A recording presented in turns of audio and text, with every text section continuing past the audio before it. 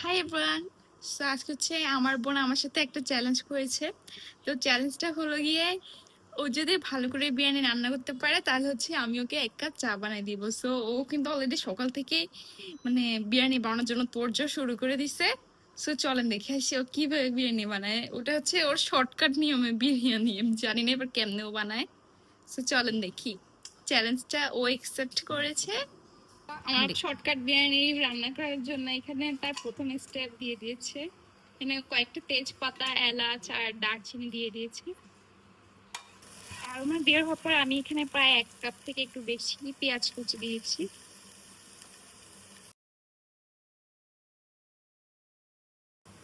পেঁয়াজটা ব্রাউন হয়ে ভেজে এসেছে, এখন আমি চালগুলো দিয়ে দিচ্ছি। আমি চালগুলো প্রায় আধা ঘন্টার মতো ভিজিয়ে রেখেছিলাম। এখন আমি চালগুলোকে ভালোভাবে ভাজবো। এরপর 1 মগ গরম পানি দিব।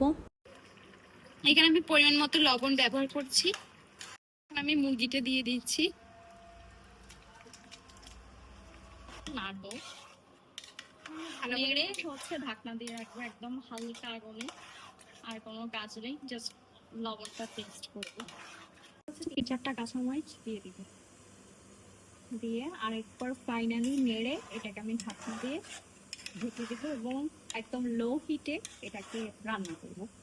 তাহলে হয়ে যাবে আমাদের বিরিয়ানি। 8% ঠিক আছে, হয়ে এসেছে। এখন হচ্ছে এটাকে একটু দমে বসাবো, সেজন্য আমি তাওয়ার উপরে না রেখে এটাকে একটা স্টিম পাতিলের উপরে হচ্ছে দমে বসাই দিব।